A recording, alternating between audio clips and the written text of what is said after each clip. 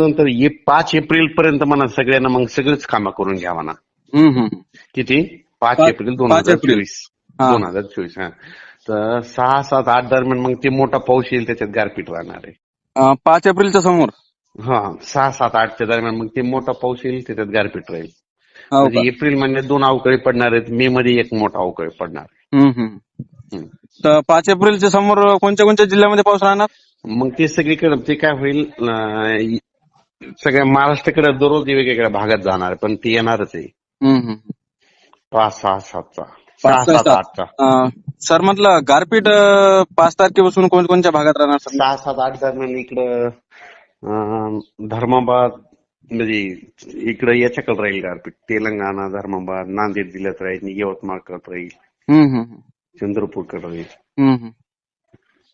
तर सर म्हटलं आता बरेचसे शेतकरी मित्रांचे कमेंट येत आहे की बा 2024चा मान्सून कसा राहणार, तर ते 2024ला चांगला पाऊस पडणार. तुम्हाला एक सांगतो, शेतकऱ्यांना म्हणजे एक लक्षातच घ्यावा ना, ज्या वर्षी समजा उन्हाळ्यात खूप पाऊस पडते पावसाळ्यासारखा, हो हो, की समजायचं पावसाळ्यात पाऊस कमी पडणार. यंदा तशी परिस्थिती नाही, म्हणजे गेल्या वर्षी सारखी नाही.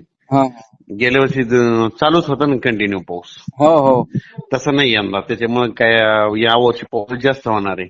आणि काय होणार आहे, एकदा सुरुवातीला 12 ते जूनच्या दरम्यान येणार आहे समजा एका भागात, काही भागात.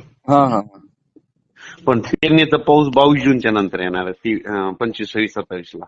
त्याच्यावर पेरण्यात होतील शेवटच्या आठवड्यात पेरणीचा पाऊस. मग आता अवकाळी समोर राहणार का, समजा 6 महिन्याला राहणार का जून मध्ये? एक अवकाळी येत असते. हे काय होते, म्हणजे वातावरण तयार होते ना. आता काय झालं, भूकंप झाले बघा.